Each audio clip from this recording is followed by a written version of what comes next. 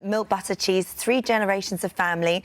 But you find that the campaigning over the last few months has got definitely much more intense, you've noticed. Well, for us personally, not really. We've gone about getting on with farming and doing what we do, and then it just kind of, everything changed about a week ago when we just put a nice post out on Facebook. What was the post? We had triplets for the first time ever on in our farm. Calf triplets. Calf triplets. Yeah. Very rare occurrence not Dulcie. with a cow. Yeah. And what was the reaction? Good for the first day. Lots of nice comments, and it was just a fun little story. And then all of a sudden, one vegan quite nasty comments appeared on there, and before we knew it, it just, over the next 24, 48 hours, it just erupted into this thousands upon thousands of views and vegan comments of really, really horrible things. And also quite threatening towards you and your own family. It just got worse and worse. There was a few of our supporters and customers who put nice comments on there about the calves to begin with, and there was abuse aimed at them for buying our products. And then it just got worse and worse, and words like murderers, rapists, all of these kind of things started coming onto our feed. Well, you have used those words, that farmers can be compared to rapists and murderers. So I want to just publicly say that I condemn any death threats and any name-calling. That's not the way I advocate. But I think we need perspective in this situation. Now, the dairy industry are responsible for separating families. When these calves are born, they are taken away from their mother, OK? That milk will be given to human beings, OK? Now, those calves, if they're born a boy, they'll be bolt gunned in the head, sometimes on their first day of life, OK? And the female calves will suffer the same fate as their mother, which is forcible impregnation. They're not getting pregnant naturally, forcefully. A fist into the cow's anus, OK? They harvest the semen from a bull, and we all know how they do that, and then they inject that semen into the cow, OK? And then when she's pregnant, they take her calf away from her. And this is why they call it, vegans might call it kidnap, and when she can't produce milk anymore, she's murdered for her body, OK? A mother. And so the rape is the insemination? Well, it's forcible impregnation, isn't it? If it was anyone, it's the victim. If it was a human being, we'd call it what? What would we call it? But it's not a human being, it's a cow. It's forcible, it's sexual abuse. So just want to check, and just being absolutely sure, there is no difference in the laws of nature for you than there would be between human and animal form.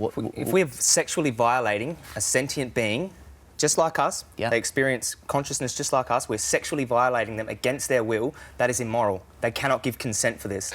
So how do you answer that then, as farmers? I think it's important to talk about the terminology here, because one thing that's been very apparent to us, so one of our posts has inadvertently gone viral, and this is what has made the tabloids and global news this week.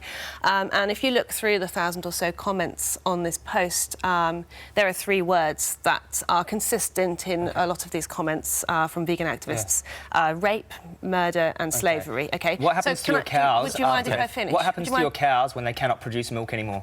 For you. Can Would we you mind just if I finish this sentence? I'm very, very happy to address... We will come on to that one. I'm very happy to address all aspects of this, but would you mind me finishing the sentence? These 3 words, rape, murder and slavery, are consistent. Now, these are words that, first of all, are fairly inaccurate when applied to our farming practices. Rape is an act of sexual predation. Murder is an act of one human being purposefully killing another human being. Slavery is the enslavement of one human being by another human being. Okay. Now, I think that the use of these words, whilst... So you're playing word games. Let's talk about the act. Let's talk about the act. You're taking an animal's life against their will. What is happening? What is that? Is that moral, to take an animal's life against their will? Call it murder. Call it taking an animal's life against their will. OK? How is that moral? It's not humane to take an animal's life. Can I just talk about the terminology? Let's talk about the act. Can I just say, animals kill animals, though? Yeah, but so how does that... Animals rape each other in the wild too. We cannot point to nature and say that that's moral, OK? We're a civilised society. To take someone's life against their will is savagery. Actually, I think... Would you agree? Do you think it's humane? It's not my point. I'm just... I think when you have to look at nature, you have to look at the human being, you have to look at the last 200,000 years and how we've evolved and what we've become. We have billions of people in this world, and everyone has to be fed.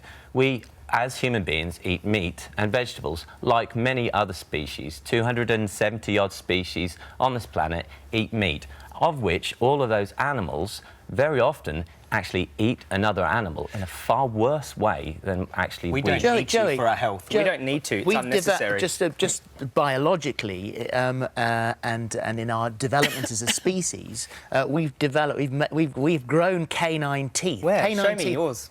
Well, They look very flat and blunt like a cow's No, that's teeth. the molars at the back. So- but the canines were developed to chew meat, It's to bite unnecessary meat. to eat meat but to I be developed healthy. teeth to do that. So why have I developed teeth to do that? Just because you can eat an animal doesn't make it moral to do so, OK? We can be healthy and healthier eating plant-based foods.